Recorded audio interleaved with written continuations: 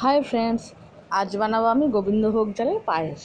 सेजন্য देखुन प्रथमे आमी 1 लिटार दूध निये निয়েছি। तारपर दूधटा आमी कड़ाइये दिए दिलाम। এই যে এদিকে আমি 100 গ্রামের মতো গোবিন্দভোগ চাল নিয়ে নিয়েছি। এটাকে ভালো করে ধুয়ে আমি দুধের মধ্যে দিয়ে দেব।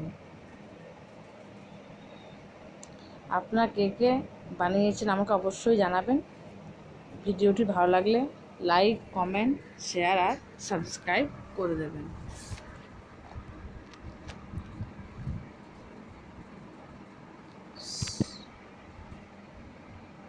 চালগুলো সব দেওয়া হয়ে গেছে। এই দেখুন, এখানে আমি এলাচটাকে গুঁড়ো করে নিয়েছি, আর এখানে এই যে দেখছেন কাজু।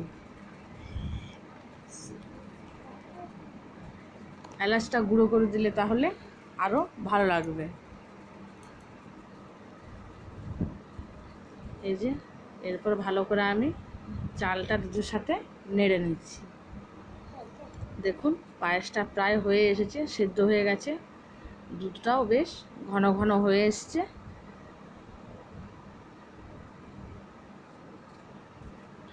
আমি কিন্তু চিনিটা এখন দেব না। কাজু আর এলাচ গুঁড়োটা আমি দিয়ে দিলাম। গ্যাসটা অফ করে তারপর আমি কিন্তু চিনি দেব, তাহলে পায়েসটা ভালো হয়।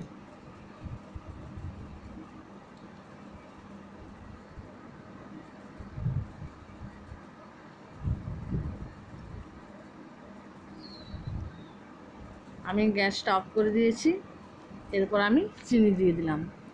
মিষ্টিটা আপনারা আন্দাজ মতোই দেবেন, যে যেরকমভাবে খান। আমি একটু কম মিষ্টি খাই, সেজন্য কম দিয়েছি।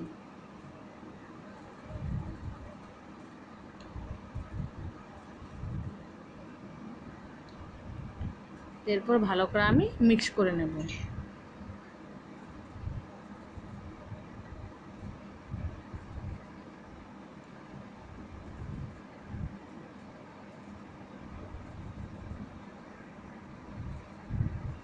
দেখুন রেডি হয়ে গেল আমার আজকের রেসিপি গোবিন্দভোগ চালের পায়েস।